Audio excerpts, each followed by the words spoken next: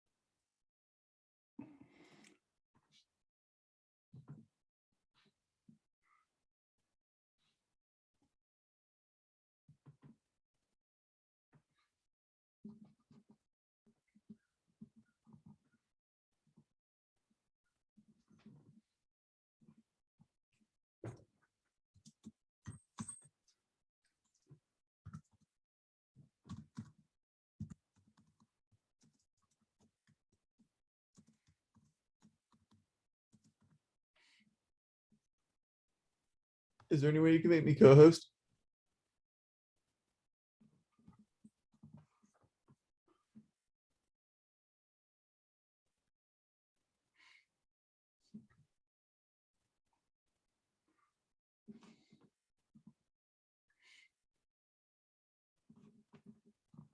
Can you hear me?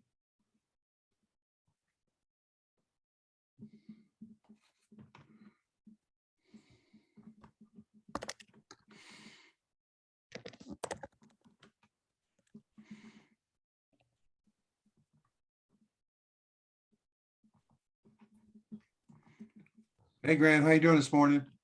Hey, Dennis, I'm doing good. How are you?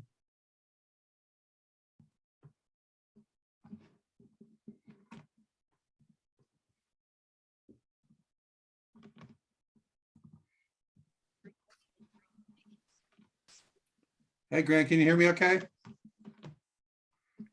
Hey, Dennis, I can hear you. Can you hear me? Yeah, I can hear you now. You had a red icon through your thingy there. I can hear you now. Perfect. Morning, everybody. Good morning. Good morning. Everybody surviving so far today? So far. That's what I like about morning. You're still optimistic for the day. Yeah, there you go. Oh, man. So how does your schedule change, Dennis? Do you Hey take care Raymond, of the how you horses? doing out there? I do. Well, taking care is a little bit of an overstatement. I'm Juan, the stable boy. I basically take food out to them. In the wintertime, we feed them grain on top of hay. Most of the year, it's just they just do whatever they want. We have a run in or whatever it's called, so they can come and go as they like into the barn. And so to the extent that there's manual labor, that's really what I do.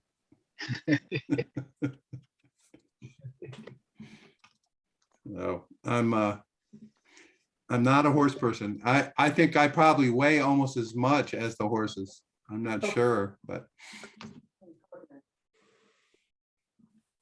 And as you would say, it's not my fault. I can't hear you, Con. And as you Yeah, said, it's that's not right. my That's fault. right. That's right. That's right. They are really funny though. As a city kid, I didn't realize how, how much personality horses have. And these two they're actually brother and sister. And they're from a rescue down in Georgia. They're Tennessee walkers, which I've learned, I'm going to say, act like I'm a real horse person. They're 5 gated, and what that means is when they walk, their back does not go up and down. It just stays totally straight. So it's really great for little kids, people who are scared of horses like me. you know, it's really a very smooth thing to ride them. Apparently, I don't expect to ever try that out, but they really are funny, and they've got their own little personality. I wouldn't even call it little personality. They each have their personality. The girl, the sister, is a complete diva in every stretch. It's just hysterical how much of a diva she is, and her brother is just like do, just kind of goes along and doesn't really complain, or you know, just kind of does what he's told, and it's pretty comical, really. And the sister just tosses her head around, and if you take a picture of her, she stops and looks and poses, and I mean, it's just hysterical. And the other guy just kind of looks at you no matter what you're doing with the same exact look and the same attitude all the time. So what can I say, you know? All right. Well, today is kind of a fun day for me anyway, and hopefully you all will enjoy learning about category design. And this is in the context of branding and your branding. You know, this is kind of the first step in that process of telling your story in a way that consumers can get it and understand. With that, I'm gonna try my screen sharing and all that. Okay. Okay, hold on a second here. System preferences. Okay, sorry, it's apparently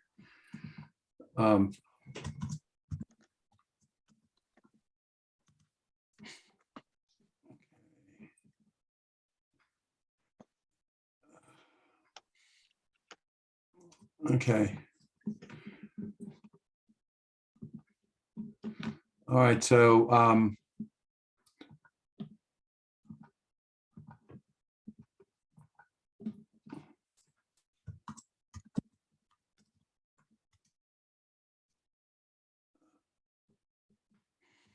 sorry, folks, I'm having some technical difficulties here.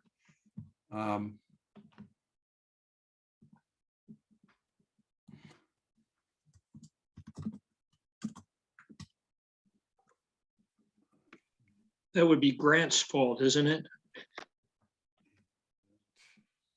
You learn quickly, Ray. Dennis, so we can see your screen. Yeah, it's asking me for all kinds of permissions and stuff. Can you see the category design trailer screen? Yes. No, you can. Okay, so let's try this. Let me know if you can see it full screen.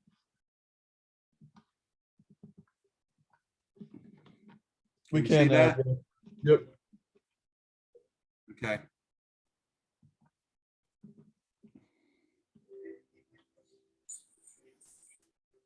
Welcome to Techstars, and today we're going to talk about category design. When you think about category, it's not just about the message. It's actually about what you do. It's the strategy of your company. You're a small or young, scrappy company. You don't have billions from your IPO. You know, how can you have an effective strike? You name an industry that sounds difficult and established, it doesn't matter. There's new spaces, new opportunities in every single industry that's out there. If you don't set yourself aside as different, you're just another player in the market. And that's what category design is all about. Think different. Find what's missing.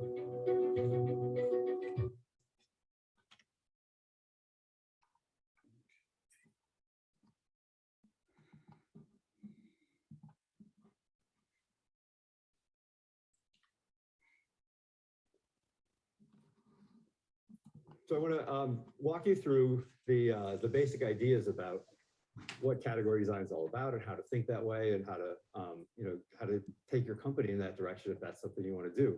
So this is basically an overview, but some behind the scenes stuff about the book too. Just want to start out with a few reasons why it's important to think this way. And so one is everybody in this room probably knows and feels that it's way easier to start a company today than it was 20 years ago. You know, grab a laptop and a credit card on AWS, join up with somebody like Techstars.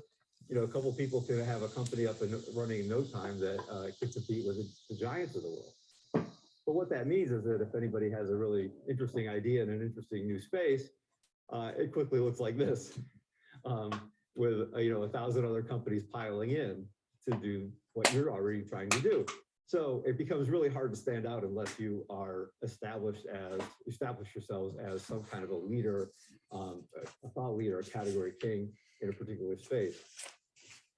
And another reason to try to go for this idea of category king, category creation, is that in any market that's really it's digital, it's a winner take all kind of situation.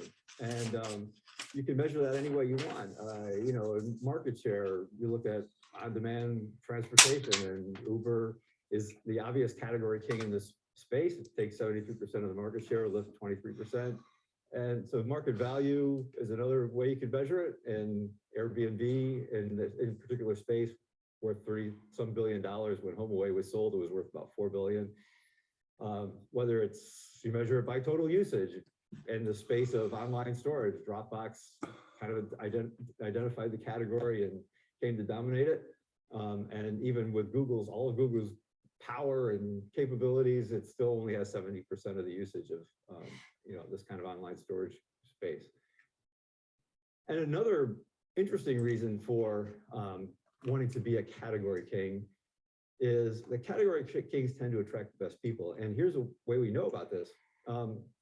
About a year ago, LinkedIn decided to do a study using its data to try to figure out what were the 25 companies that the most talented people in the world want to work for. And when a little background story on this, when LinkedIn wanted to do this study, they ran the data, but they also brought in a woman named Susie Welch to analyze the data and write about it. Now, Susie Welch is a pretty famous business journalist. She used to be the editor of Harvard Business Review. She also happens to be married to Jack Welch, who was the former CEO of General Electric and also kind of a business, you know, character in his own right. And we didn't even really know about this project. And then one of my co-authors, Al Ramadan, got a call one day from Susie Welch saying, we're doing this study, and I happen to have been reading your book. And I noticed that if you map the companies that are landing on that list of the ones people want to work for to the idea of category kings, there's most of the companies on the list are identifiably category kings. And she wanted to talk to us about like the dynamics and why that was.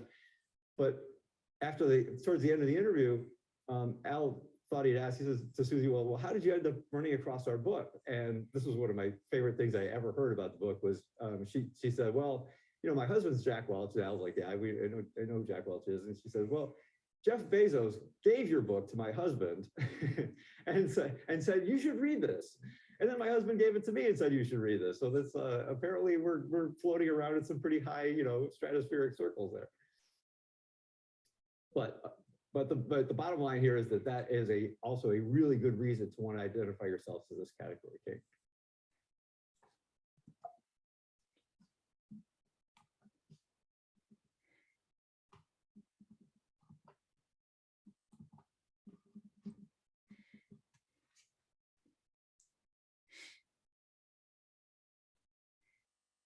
So I wanted to walk you back a little bit because this is not something that was just based on like anecdotal evidence or just our particular instincts. When we started this project, we really wanted to back it up with some real data and background information. I'll walk you through this crazy chart here.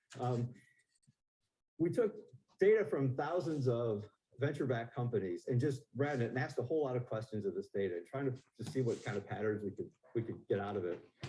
And we ran across this one thing that we thought was kind of interesting, but we didn't quite know what it meant, but we'll get to that in a second. But what this ends up showing is that when we looked at the value created by venture-backed companies after they went public, post-IPO value, we noticed this pattern that if companies that went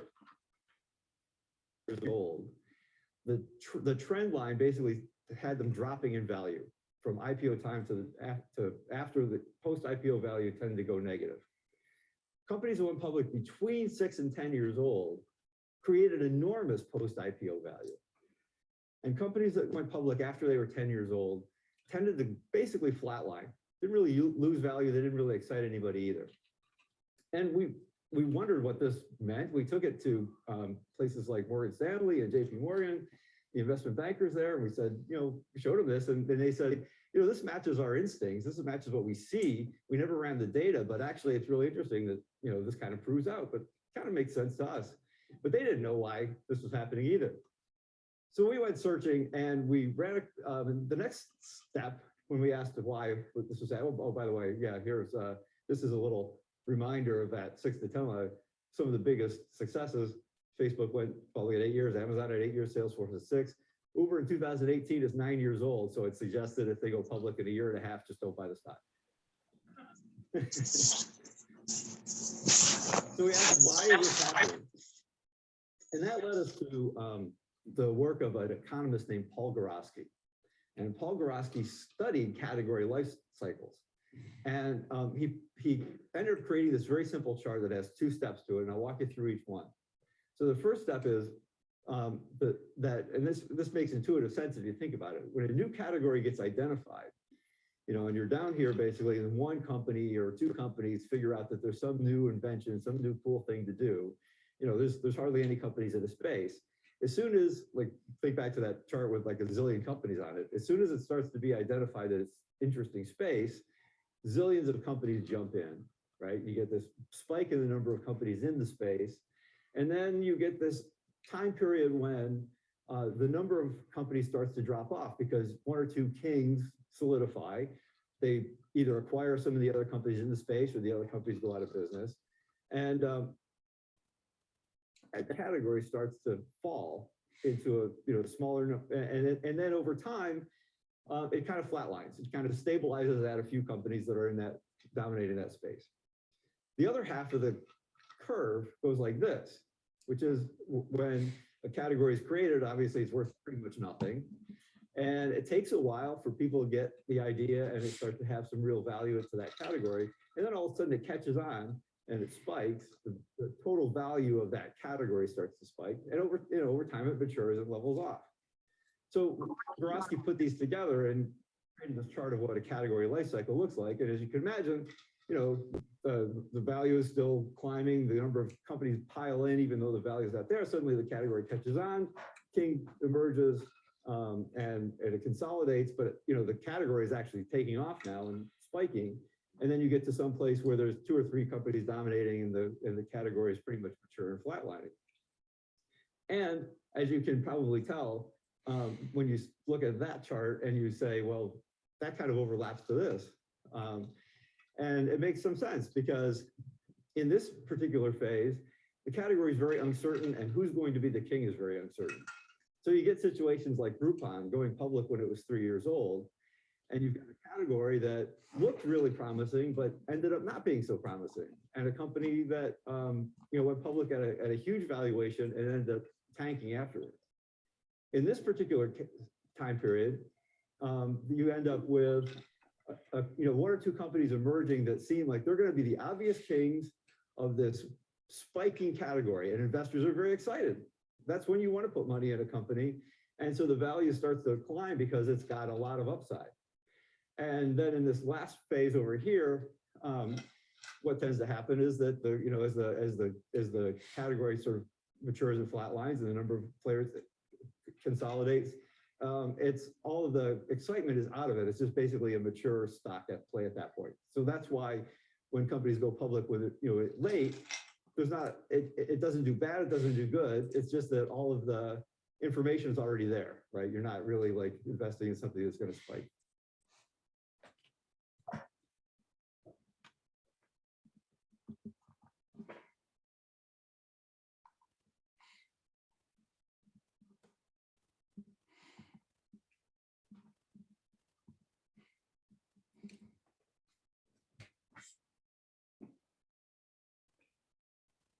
So we still we're asking the question of, but why is that happening? Why do those timeframes make sense?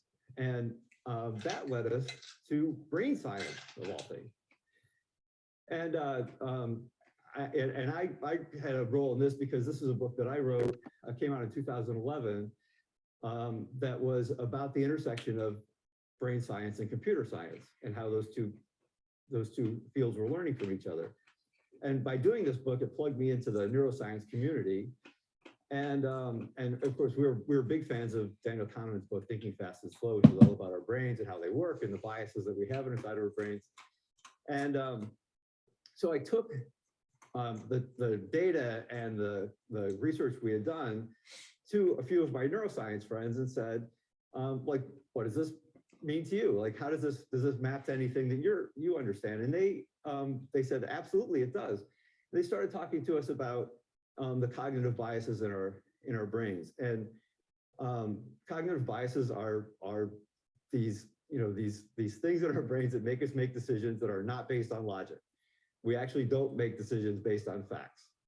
We make decisions based on these biases that get embedded in our brains. And there's some 50 of them. Like one is the choice supportive bias, which just means that if you buy a particular product, you tend to think it's the best product because you were so smart because you bought it. It's just out of a flywheel that goes around. And groupthink is what it sounds like. We tend to be influenced by what people think around us. And these biases influence our decisions in a very, very meaningful way. So there's another aspect of things that the neuroscience were talking to us about. And this leads us back to some of the category conversation. That when there's too much choice, when there's a lot of stuff out there, our brains categorize things. And that's why, for instance, when you go in the grocery store, it's not arranged alphabetically. It's arranged by categories because that's how you think. And you want to go in and you want to find the spaghetti sauce, and you go to the aisle where the spaghetti sauce is, and then you make the choice out of a bunch of things that are on the shelf. Interestingly, in business, a line item on a budget is essentially a category.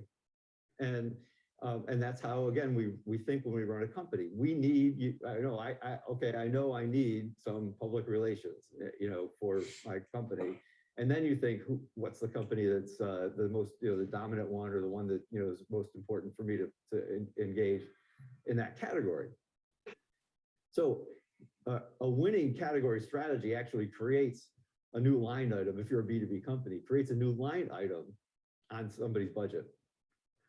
And so when we create these categories in our minds, and our biases tend to put one or two category kings in that space. When you go to the spaghetti sauce aisle, you probably think there's, a spaghetti sauce that you think is the best one or the best value for you to buy, and that's already in your brain. You're not going to go there every time and stare at every one and read the ingredients and look at the prices and decide which one to buy. And here's some, just some categories that are, we pretty obviously have category kings in, and they establish themselves in our minds as those kings. And yes, and once we have those, established as those winners in categories, those biases tend to keep them there.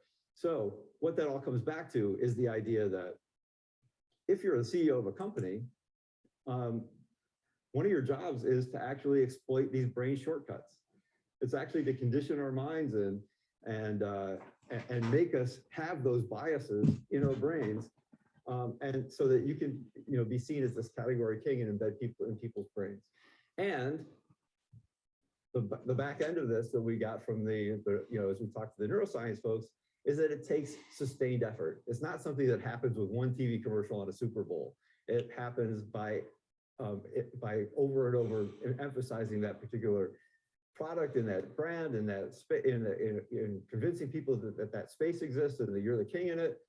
And if you think of a bell curve of the population, you're going to capture some of those early adopters, in those first couple of years. But what happens is that to get to the heart and the meat of the bell curve and what you're trying to influence actually takes that sustained effort over some, 6 to 10 years. And that's why we end up with these kinds of timeframes that tend to work for any industry, any, consumer products, business to business products. It seems to be this is how fast the majority of people's minds can move.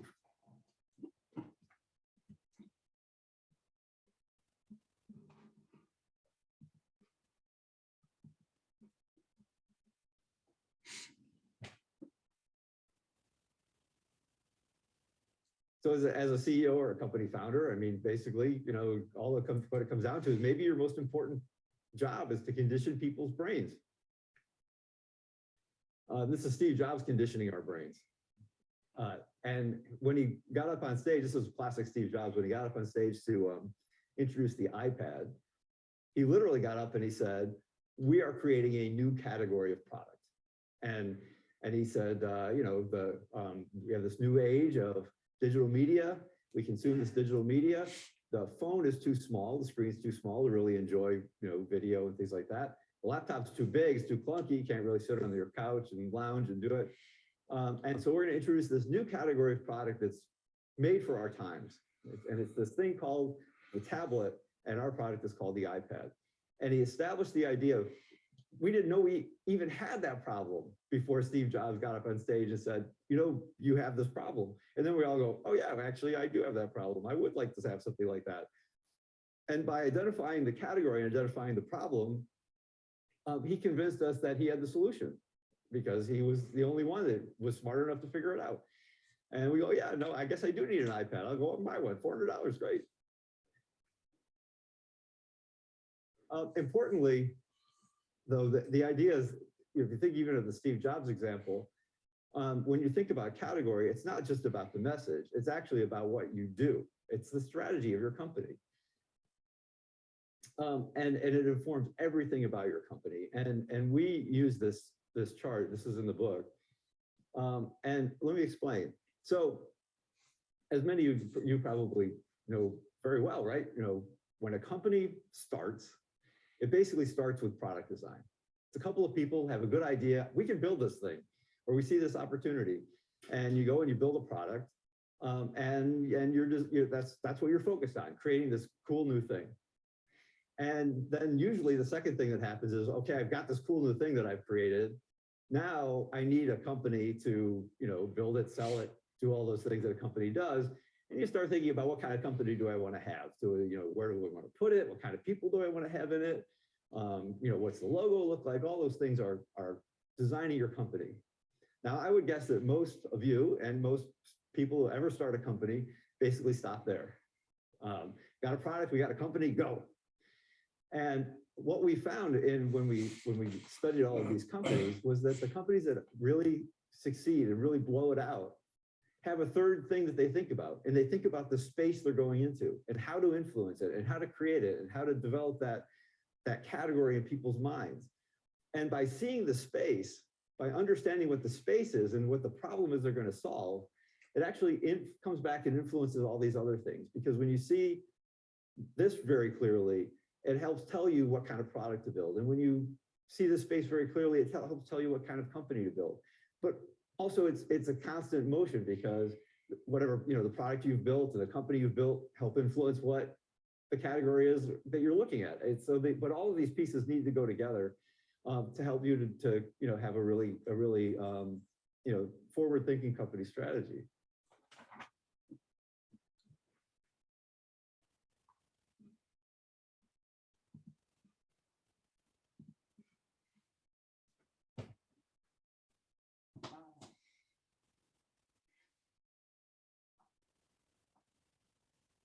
So if you want to do this, how do you start to think this way?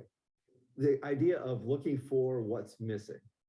And that's, you know, if you're looking at a market and it's already there and you're saying, well, that looks like a big market. This whole idea that has been around for a long time of, well, that's a big opportunity. There's space for, you know, several winners in that particular space. That's just total bull. It's not true in digital markets, because we go back to, in digital markets, winners tend to take all. And so what you want to do is you want to look for a space that's new and that's missing. And this is what Airbnb did when they got started. If you think about the story of Airbnb, these two guys in San Francisco had an apartment, a couple of, you know, designers, and there was a conference in town that all the hotels were sold out. And they thought, they didn't have much money. They thought, well, hey, we could blow up a couple of air mattresses, put them on the floor, and serve Captain Crunch in the morning, and put this on Craigslist, and maybe we'll get a couple people that would want to, rent this from. It worked.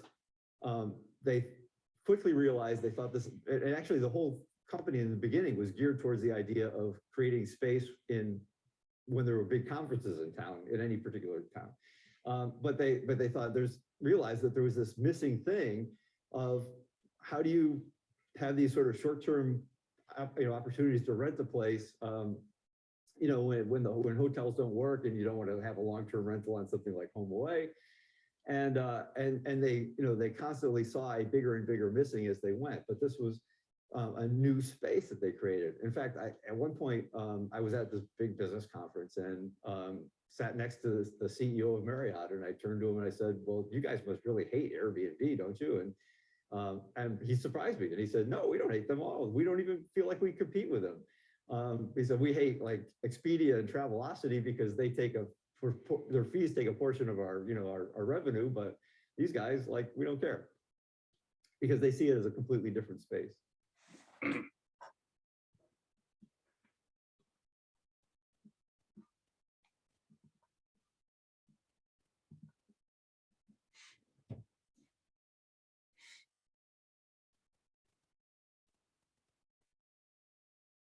Another way to think is to think different, not just better.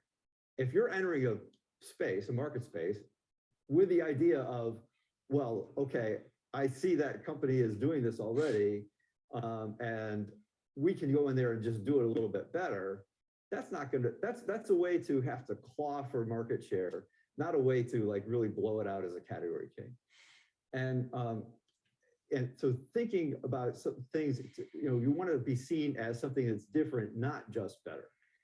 And this has been going on, in history forever in business. And you're laughing. You had one of these? Your family? But so this is the Chrysler Minivan, right? The little background story on the Chrysler Minivan. 1980s, and Chrysler was going bankrupt. This was the time when Japanese cars were on the rise and killing all the US car makers. And Chrysler was suffering the worst. Its back was against the wall. And the leadership at Chrysler, Lee Iacocca was the CEO at the time, was looking at demographic information and realizing that all these baby boomers, the surge in population, were having all these kids. So there was a big boom in families. And at the time, there were basically two choices if you had a bunch of kids. You could either buy a station wagon, which was just kind of a long car and didn't have as much room as maybe you'd need, or you could buy a regular big old van, which didn't fit in your garage because it was too tall. And so they said, well, can we design a car that's built for, families can hold 4 or 5 kids and fit in the garage and appeal to that particular market? And they came up with this thing called a minivan. Importantly, think about category, right? They created a category of minivan, not a product called the minivan. They created a product called the Plymouth Voyager and the Dodge Caravan, but they established in their minds that you have a family, man, you need a minivan. And then if you need a minivan, then the next thought is, well, who makes the minivan, or who invented this thing? Well, it's, Plymouth and Dodge, and those are the people to go to. So this thing basically saved Chrysler in the 1980s. And it saved it by thinking differently from anybody else in the car market. And by the way, category king status is a long-term thing, because you think about the whole thing about biases in our brains. You establish that bias and it's hard to take away. And it's, what is it, like 40 years later, and Chrysler still owns 50% of the global minivan market. And this was one of my favorites. This is our takeaway from a couple of our favorite Silicon Valley VCs, who said their favorite kind of market is a $0 billion market. And a $0 billion market is a huge opportunity that only you can see. And you have to, and it takes a whole lot of faith and guts, because you have to be able to believe in it, even if others don't. investors and convince, customers that that thing actually exists. But if it's a $0 billion market, you don't have anybody else chasing you yet, because you're imagining this thing from the ground up. And so if you're not if you can't look and say, I'm creating a $0 billion market, you're probably on a path you need to think about. A couple of $0 billion markets, by the way. I have a personal story about AWS. I think seem to be constantly circling back to Jeff Bezos, but as a journalist, I had interviewed him many times from the time they were a small company. And I was 2006. I was at a technology conference in San Francisco, wandering around the floor. I get a ring on my cell phone, and it's the PR person from Amazon who says, "Can you come up to suite whatever it was? And Jeff Bezos wants to talk to you." And of course, I said, "Great, I'll be there." And hopped in the elevator, went up, and so I see Bezos, and we sit down, and he said, "I want to tell you about something we're thinking of doing at Amazon." And he describes this whole thing about renting our computing power by the SIP. That was the term he used at the time. And this was a very strange concept. I mean, nobody had done anything like this. And so he's explaining all of this to me, and started stumbling over it for a long time, and he kind of finished, and I looked at him, and I said, "Well, so how are you ever gonna explain this to the public?" And he said, "What do you think I called you up here for?" And he seriously was looking for me to write about it in a way that would help him figure out how to talk about it later. But I tell that story in part because he had no idea what AWS was going to become at the time. It was truly a $0 billion market at the time, and he just was throwing it against the wall to try to see if he could create this thing that had never existed before. And similarly, by the way, for this whole 5-hour energy, I mean, it's not just about technology, right? I mean, the guy who started with 5-hour energy was wandering around a health food convention. He saw that there were all these energy drinks that were so, big cans of liquid, and they were being sold in the refrigerator next to Coke and Pepsi and all these other kinds of things. And he goes, well, he's walking around, he's going, well, okay, I'm tired, I need a boost, but I'm not thirsty. I don't want to drink all this stuff. There's got to be a better way. And he created the idea of the energy shot, and in fact, made sure that it was something that was shelf stable, so that it didn't have to be sold in a refrigerator next to other drinks. He sold it by the cash register. So it looks like an entirely different category of product. It's not a drink, it's an energy shot. And then 5-hour energy now is a $5 billion business. So, $0 billion market, think different, find what's missing.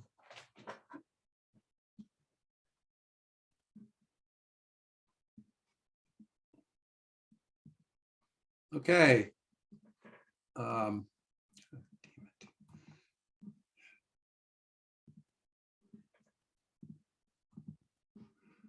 Okay, hopefully you can hear me now. Sorry about that. I'm having some difficulties. So I'm curious what folks think about this whole concept of category and how your product, your offering, is it a potential to be in its own category, or perhaps in a category that in the consumer's mind meets their bias or their instinct, or whatever the right word is. In the video, the speaker said that we don't buy because of facts. I'm not sure that's 100% correct, but I think it's mostly correct. And he used the example of seeing spaghetti sauce on a shelf in a grocery store, and you have a bias, whatever it is, whether cheapest or most organic, whatever that might be, but you tend to make choices from a much smaller set than everyone who's in a particular category, if you will. So I'm just curious what anyone here has to think about some of this so far. Hey there. Ruth, what do you think? Hey, Don. Okay, I'm sorry. Donna, go ahead. Okay. I'm traveling today, so I've got my photo up there. Our product is No problem.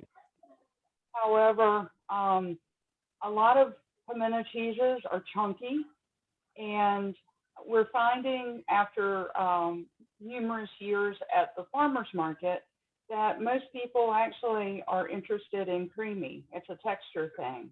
And so we feel like we don't Uh-huh. really have competition on the market because everybody's products are different.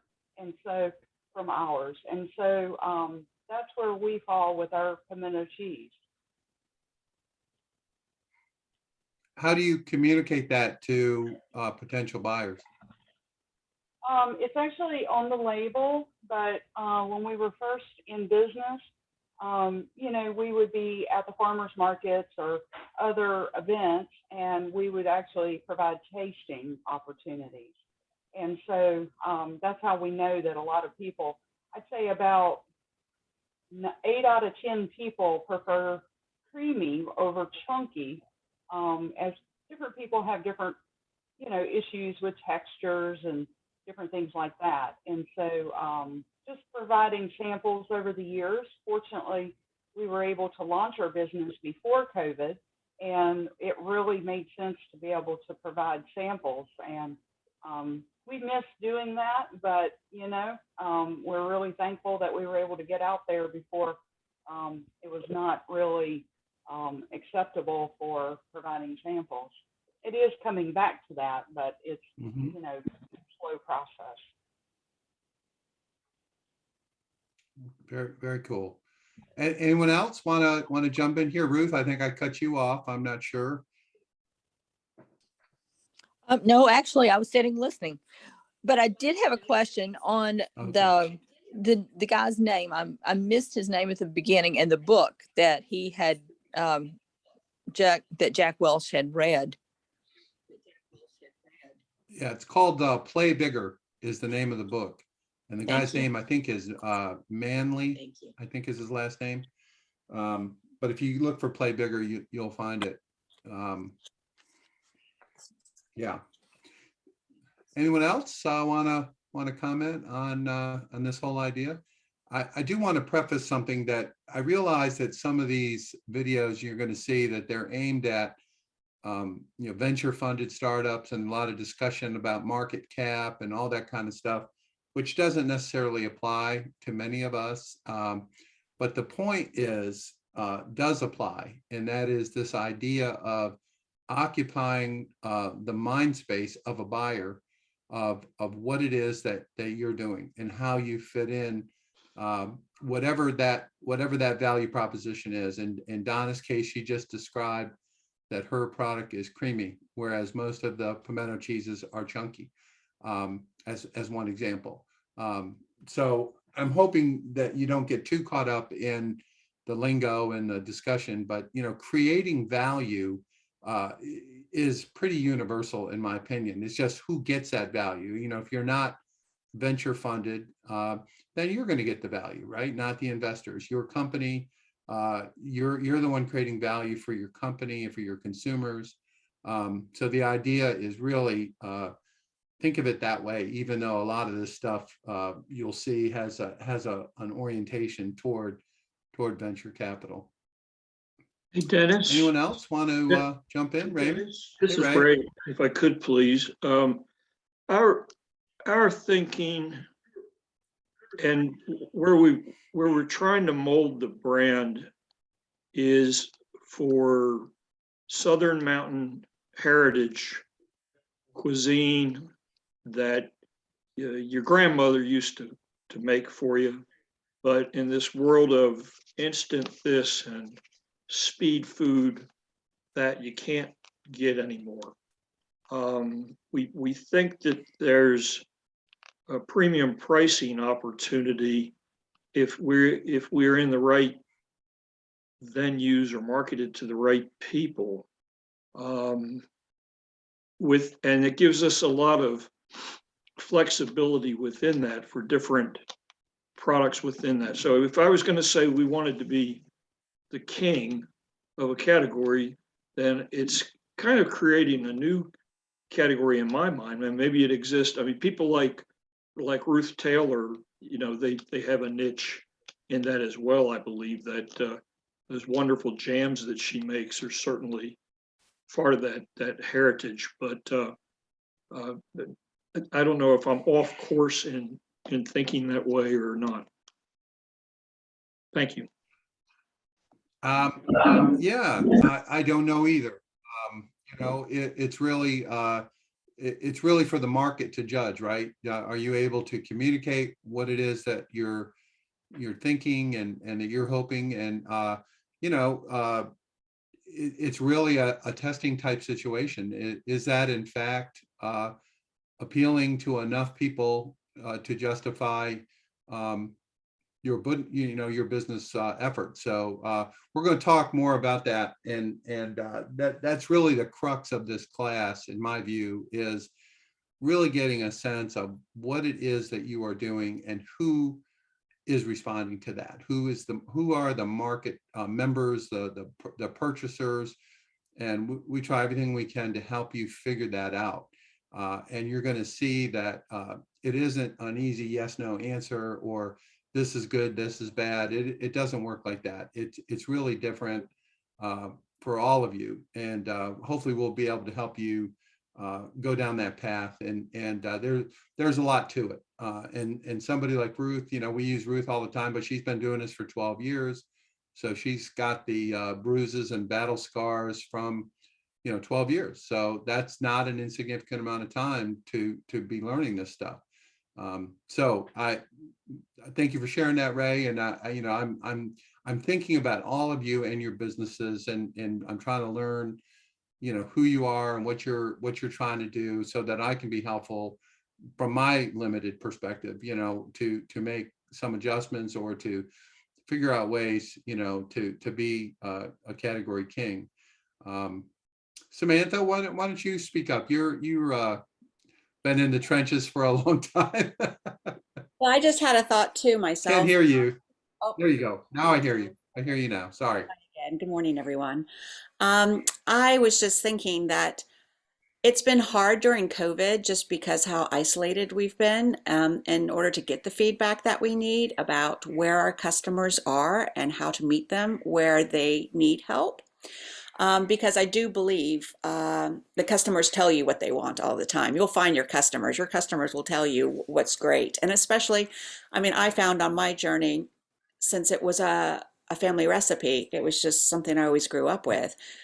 But my customers told me what made it special to them and how I could sell to people outside of my family.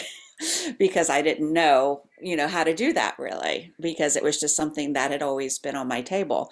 I think it was kind of like what the speaker was saying when Jeff Bezos called him up. He was like, okay, I got this idea, but you tell me what it is, because a lot of the times we have our it's a minivan. Exactly. And we have our ideas and we have our business, but other people need to help us to figure it out along the way, because we can't see the forest for the trees. Yeah, I think that's really good. One thing, Samantha, that I thought about you, and I'll try to find the article and post it. I think it was in the Wall Street Journal yesterday, that talked about how hot sauce is the new ketchup, and the amount of money that is going into the development of hot sauce by McCormick in particular is unbelievable. They have spent $4 billion in the last 12 months to position themselves in the hot sauce market. So they think it's going to be as big as ketchup as a category. So I thought that was pretty cool. Well, I actually, my foray into the hot sauce only happened a year and a half ago. I did spicy pepper relish, which is a much more difficult category because most people think of pickle relish. So I didn't realize that for a very long time.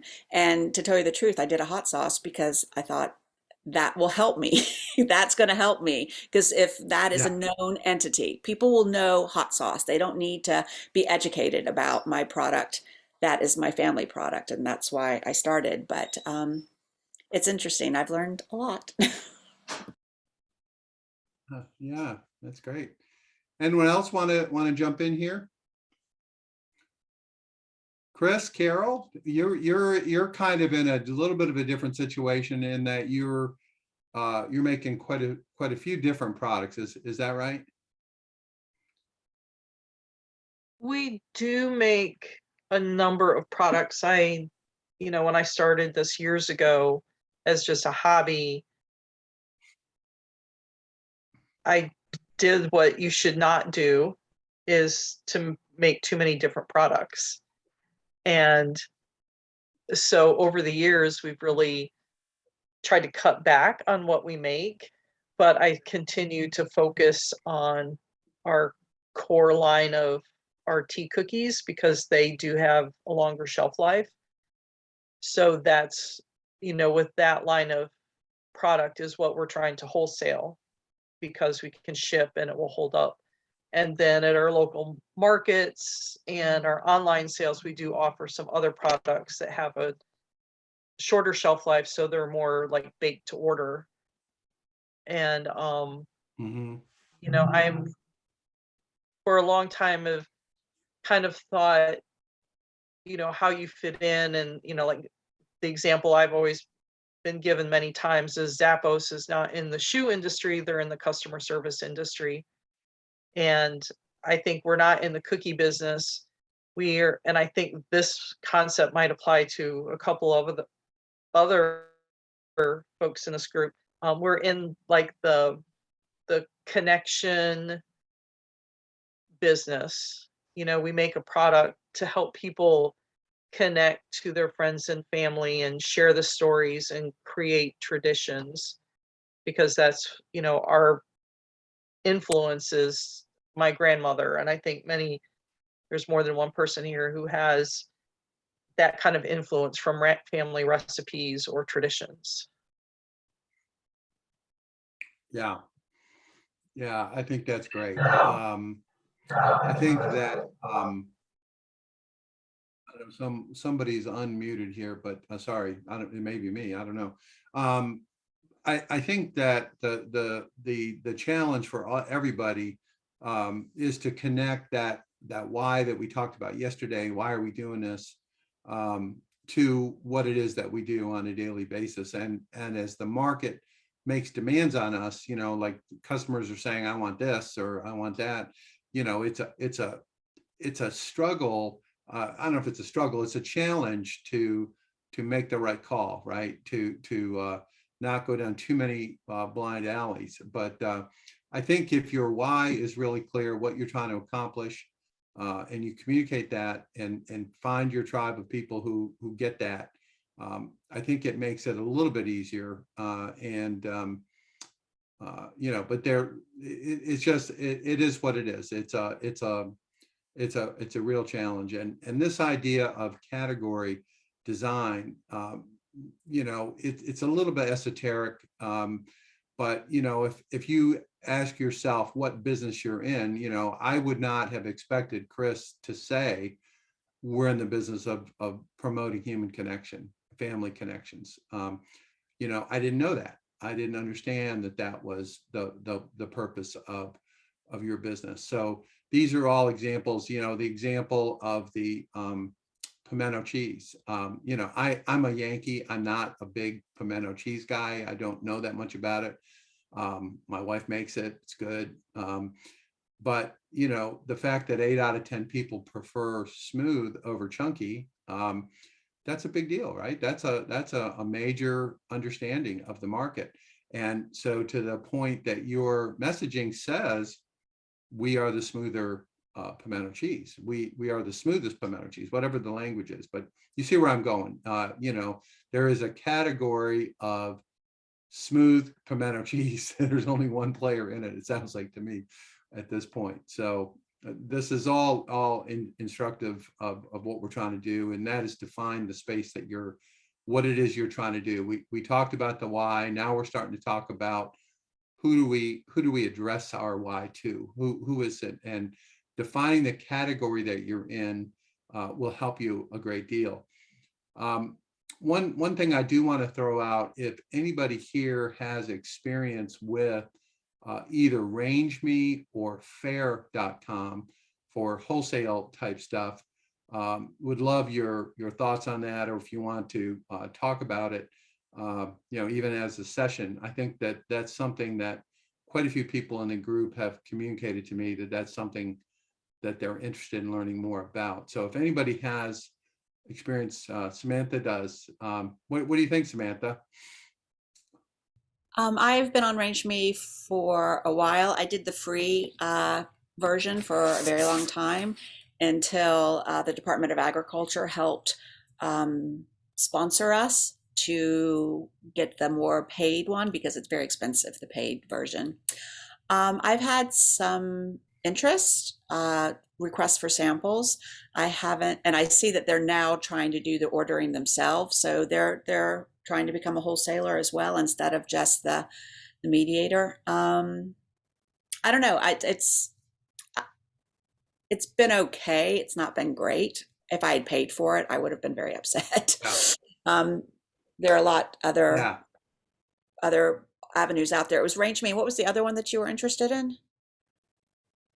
Fair.com, which I think Oh, Chris Fair Carroll said is, she's using. yeah, Fair is amazing. Fair, if anybody needs help getting on Fair, I'm happy to help them.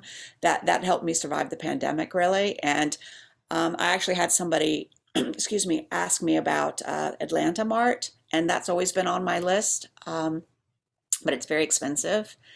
And a lot of people, I heard from a buyer who went there, a lot of the exhibitors are now training people to not buy on the spot because it used to be sort of, it was an order writing show. And now everybody's on Fair or they're on Abound or Meet Mabel or any of the wholesalers online. And now the exhibitors are training buyers to just order online, which I don't understand. But that's what's happening. Fair is excellent. They're the market leader, and they do take 25% off the first order. So just be aware of that. Any reorders are 15%. And then if you introduce a retailer to them and you give them a link, then they get no commission. So, and you can run promotions on it as well. But Fair is excellent. Highly recommend. Fair is the category king, sounds like. Exactly. Okay, well, maybe I'll I'll try also- to find someone. Go ahead. One of the I'm sorry. Go ahead, we Chris. just started using Fair like the middle of last year. And so I'm still very new at it. And the only people we've had reorders from are people that we had relationships with a few years ago. But I'm finding that more of the people, I have a couple accounts in the Triangle area now, that they reached out to us directly, but they do a lot of ordering of other products on Fair. And so as Sam, do you go by Sam or Samantha, was saying, if you share your link, then they don't take a percentage of my sales. And some of those customers have a plan. Fair has a plan that, the buyer is paying like $20 a month and they get free shipping. And we don't have our prices set up to include shipping and our wholesale price. So I'm charging, our wholesale account shipping. That adds about 50 cents per unit to their cost when they pay for shipping. So with Fair, if they're able to buy lots of different products and not pay for shipping, that's more money in their pocket. So I'm finding I'm starting to share that link with those people so they can use that shipping feature if they use it. Cool. So I have a question about what you just said, Chris, and between you and Sam. So on Fair, I've been getting emails from some random person I don't know trying to encourage me to join Fair, and I'm really getting ready to play with it. I hadn't had time to really think about it. So did I understand that if you get somebody to join in a referral kind of way, that then the person who attracted the new company, they get a discount on their fees? Did I understand that right? I'm happy to answer you, Ruth. No. So if you send your link to a wholesaler, then Fair does not get a percentage. if you send your link to another vendor, then you get a finder's fee for that vendor, really. It's just, I don't even know how to use it, to tell you the truth. I just share the link just to help others, because sometimes I think it's better that somebody else is inviting you rather than you just going in and asking to be a part of it. Mhm. But as Chris said, if you have wholesalers that are, or retailers that are ordering from you anyway and want to use Fair, because Fair also gives the retailers very good terms. I think that they don't have to pay for like 60 days or something like that. I don't know. So that is a benefit for the shop to order via Fair versus handing you a check over when you deliver. So that's one of the reasons I think that the retailer likes to order from Fair, because they get some and they get to return, which is another thing I just found out about. Fair will buy back or take returns from the retailer. And supposedly they have a big warehouse, I think in California, where other retailers can come in and buy that stuff at a discount.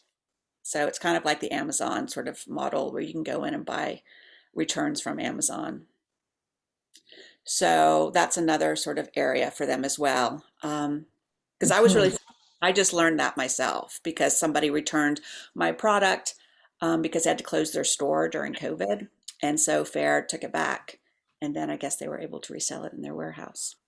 Did So they I charge didn't you? have to take it back. No, I never knew. I never knew Oh, until my statistics. So you get a lot of statistics about, your customer satisfaction, your sell-through rate. They're very transparent about how your product is doing on their platform. hmm. It's very user-friendly as well. I highly recommend Fair. Thank you so much. I appreciate it, Sam. I will try. Yeah, sure. I have a We'll question. we'll revisit this too. Go ahead, Sugar Spoon. Okay, so about this fair. So I do some wholesale, I do some selling to distributor. So I explain this. So fair is like a platform to sell to your retailers. How does that work? I mean, I'm gonna research it when we get off the phone, but like, do you ship it, but they buy Fair it is a through- place where you can sell your products wholesale to Fair. Am I right, Samantha? Is that my understanding? No, Fair is the third party. They're the distributor, basically, is what if the way that you're seeing, they're an online distributor. Basically, it's a platform where you can, people go in and shop. It's like going to Atlanta Market, they go in, they see everybody, and they're just like shopping. Okay, I'm going to buy some of this. I'm going to buy some of that. The retailer then they pay for shipping, so you don't pay for shipping. You put your shipping costs on top of that, and they pay for that. But it is just another way that retailers are finding it easy to shop for everything. Like it's like Amazon, but for retailers, kind of. But when they go in and they buy it, I get a notification that they bought it and I ship it to them. Yes, you are responsible for shipping it to them, but you don't have to pay for the shipping. The shipping is on top of it. So they have a portal where they can figure out the best rates for shipping, whether it's FedEx, UPS, or USPS.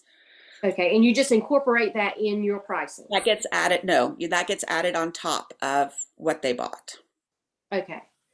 Okay. So, and there's also, like, if you want to have a personal connection, instead of charging them shipping, like I still maybe do a local delivery for somebody who, is in Carrboro that's ordered for me from Chapel Hill. And instead of charging them shipping, I'll run it out to them as because there is also a way that you can hand deliver it. Okay. And did you say that was expensive to get a part of, or no? Or there's nothing to be a part of it because they take their percentage off every sale. Okay. And that's where you got 25% off your first one, the 15% off the, okay. And they want more retailers on there. The point is that they want you to share your link to all of your buyers to get all of your buyers onto their platform and shopping off their platform. Okay. Okay. That makes sense. Thank you. Yeah, sure. And also, this is something that my broker told me recently, is that through RangeMe, because RangeMe has, they are starting to do distribution now, I think. But the point is to get the contact via on Range Meat and then move them to Fair so that they order on Fair and that you have access to all their, well, you have some access to them on Fair, much more than you do on other platforms. So if I wanted to gain new customers, new stores, is it better to, do you go and visit those stores? So mainly what I've got, honestly, thank the good Lord, is people coming to me and say, hey, you know, I've heard about your product. I want to put it on my shelves. And I'm like, okay, but I want to start reaching out and growing that side of things. Do you go visit them and then share your link? Or how do you do? People have found me. I mean, during COVID, during the pandemic, I haven't been, I kind of, you know, you get burnt out by doing that too. So they just go there and see what they like, and then, okay. And there's also a way that you can ship them samples, that they will request samples and that you can follow up with them. And they have their own sort of marketing area. So they're running like a winter fair right now, and you can offer a deal. And that's what I'm doing right now, so that people are buying. And instead of going to Atlanta Market, they're going onto Fair, and you can offer them a promotion. And that's happening all this week on Fair. Okay. But yeah, you're discoverable on Fair. You know, they're doing their marketing too. Like, hey, we've got these, you know, you'll get some stuff to be a part of on that, so that, but you reach out to people via Fair too. It's a very easy platform. It's a very user-friendly platform. I highly recommend it. Thank you. All right, well, thank you, Samantha and Chris on Fair, and I'll see if I can't reach out to somebody at Fair who's willing to come on and visit with us and answer questions. I'll see what I can do about that. That's all I have for today. Thank you for coming and participating, and we're doing cool stuff. I like it. All right. See everyone tomorrow, okay?